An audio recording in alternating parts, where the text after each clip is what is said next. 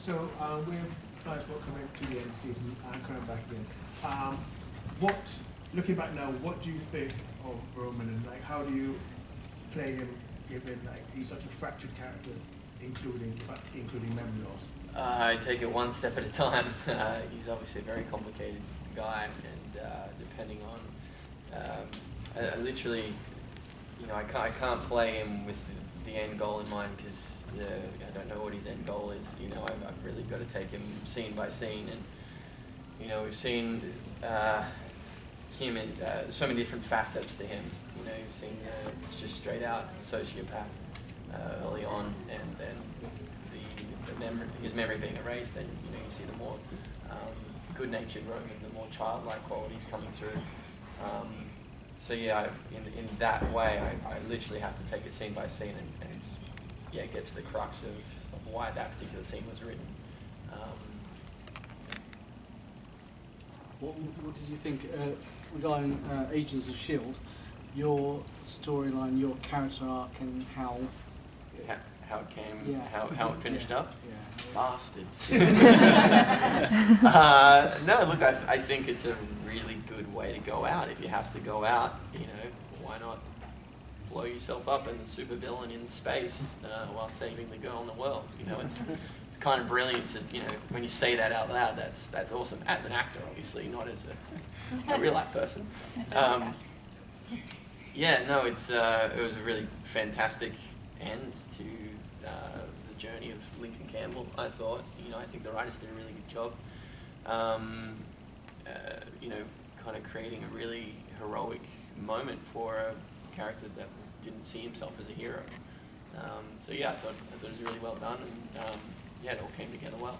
Did you know much about the Inhumans history, or did you, before you took the role? Or? No, I didn't. I didn't know anything about the Inhumans, but as soon as I found out I got the role, obviously I went straight to my local comic book store in LA and bought a bunch of comic books and researched the hell out of them.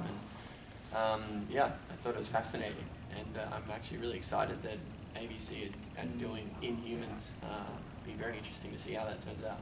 From the first time playing Agents of S.H.I.E.L.D., have you seen how your character has developed throughout different episodes? Absolutely. I think Lincoln went through a huge transition. When the audience is first introduced to him,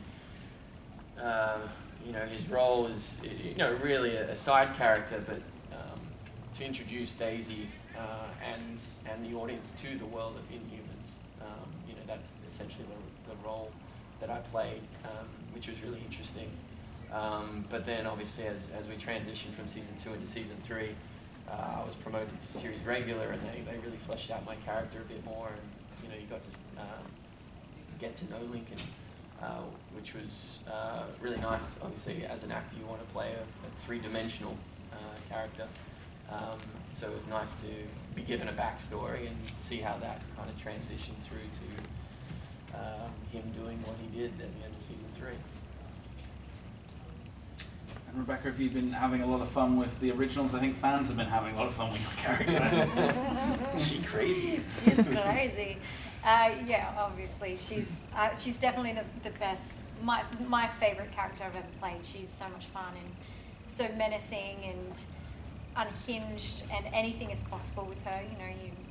You laugh where you should cry, and you cry where you should laugh. She's just a perpetual toddler, 1,000-year-old, all-powerful toddler. So she needs to get her way, and if she doesn't, she tantrums. And also kind of sexy as well. Yes, that too, which is also a very fun role to play in. So, she's kind of all facets, and I had a really, really fantastic, playful time with her, and was given a lot of freedom from the writers as well. They set me a really liberal foundation, really solid foundation, a lot of backstory, a really well fleshed out character.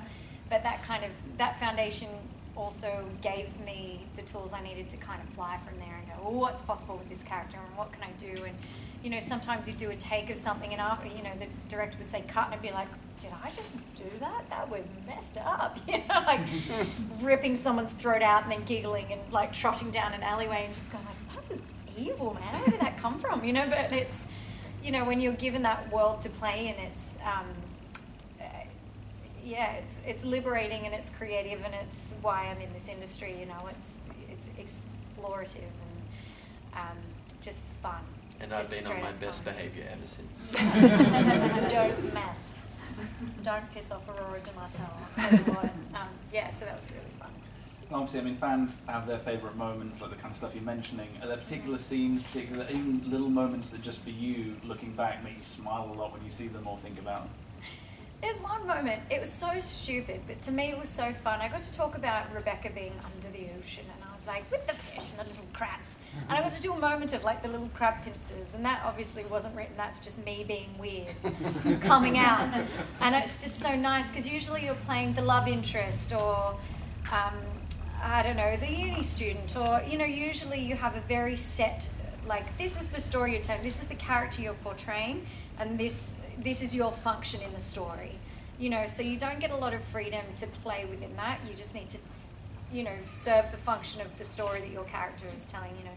So it was really fun to be doing something that wasn't just functional, storytelling functionality. It was, you know, let's go there, let's bring a crazy character to life. So to have the freedom to be someone who's expected to be crazy, I get to do silly little things like, can't be, you know, the love interest at dinner going, wee, to be like, why is he dating her? She's weird. You know, so it was really fun to be able to get to do stuff like that. So yeah, there's that moment. There's some of my favorite moments were in the episode 19, where Aurora kind of had Klaus hooked up in some shackle thing and he couldn't move, and you know, she baits him going, if I kissed you now, would you feel something? And he's like, oh yeah, because he's trying to get out of trouble, and she's like, I actually wouldn't. And it was the most empowered I felt as that character, because she's all powerful, you know, but she was always under his spell. So to be out from under his spell and all powerful made her really menacing, and that was the most fun, kind of daring, powerful version of that character I felt. So yeah, and then she was supposed to come back and do this stuff, but I was busy doing other things, and so she's still technically alive at the bottom of the ocean, and the show's been renewed. So I don't know what they have planned for Aurora. I don't know, maybe she'll make a return from the ocean and continue to be menacing. But I always have this idea that she's gone to therapy and she comes back really normal, and I think that would be more interesting, because you'd be like, when's she gonna snap? You know, when is she gonna, you know, click? Wait, so she got locked up with a therapist under the ocean? Yeah, I think that would be a really interesting storyline, rather than her just coming back and being like crazy. I'd like to see her come back and be like, no, I really understand why you hurt me, and I forgive you for that. And then you'd be like, well, this is even weirder. What's going on? You know, when's she gonna flip? When are the crab pincers Go. going to come back? Yeah, sorry. That's who knows? Who knows? I'm curious, on the flip side of that, you feel empowered when you're playing someone who's that crazy and that all-powerful. How do the rest of the cast around you respond to you because of that? How do they feel about it? Look, let's be honest, they're just about as crazy and weird as I am. A lot of them. I think, you know, a lot of people were kind of envious of the character, though, you know, because a lot of them, you know, their characters are quite set in stone. Or like, say, Phoebe, for example, her character is almost the voice of reason. She's very grounded, very normal, you know, and they need characters like that, you know. So I think me getting to have every day is so interesting and so much creative license, you know. I think I was lucky to, especially in terms of female characters, I think I got to be one of the most interesting female characters on the show. So I think people were genuinely quite envious of what I got to do, you know, and I definitely didn't squander that, you know, opportunity. I think I really went to town with being as crazy and dysfunctional as I could. Because when are you going to get that opportunity again, you know, you're literally not a human, unless you're an inhuman. But yeah, so it's cool to go like, oh, all powerful, literally like has bipolar kind of, you know, she's just, her spectrum is just all over the shop. So you don't frequently get to do things like that, so it's fun. Sorry, what was that? A movie? I love movies. I just did a movie with Ben Elton, actually, who's a big British writer, novelist, comedian, etc., etc.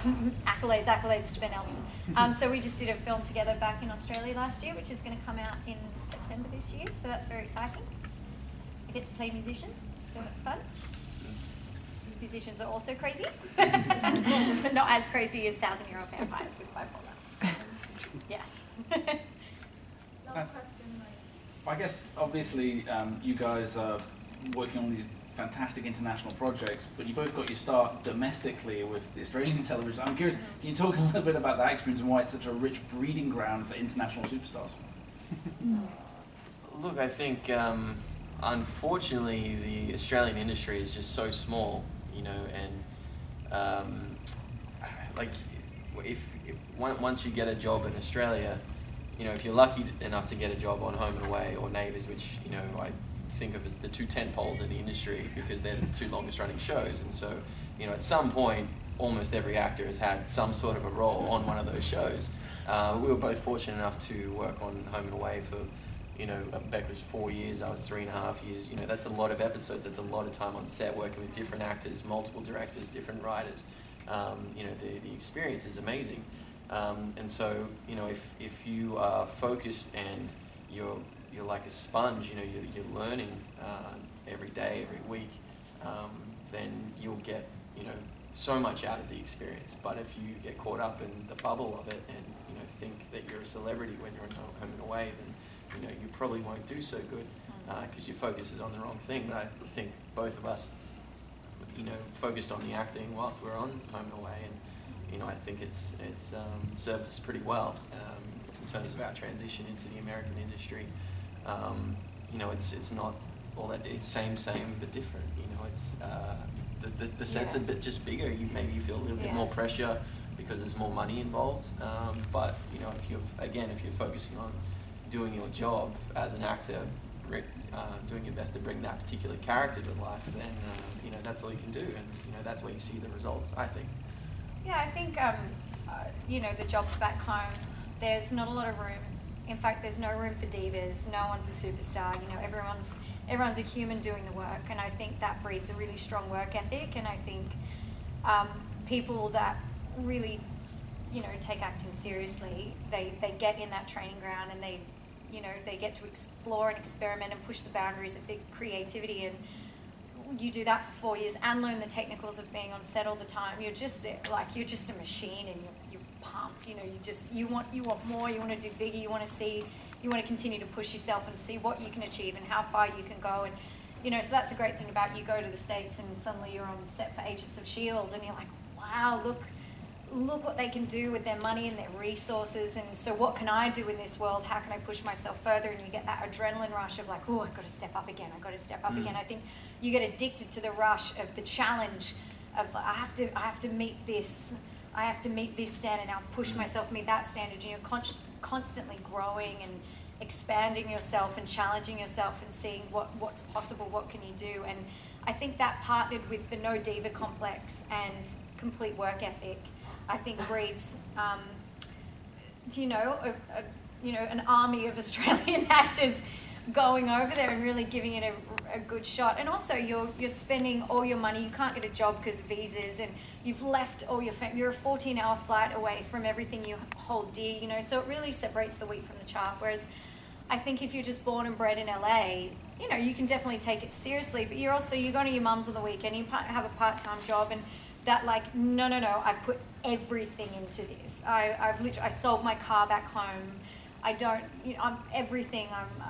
I can't just go home for the weekends and see my mum. Like, so you really have to throw it all out there. It's really all or nothing. And so I think, again, that kind of breeds you know, an attitude and breeds a bunch of people that really have to take the work seriously and really have to apply themselves and do whatever it takes to be as good as they can be, to give themselves the best shot because of how much they've sacrificed and how much you have to do to be there and, you know, be lucky enough to have a shot at it.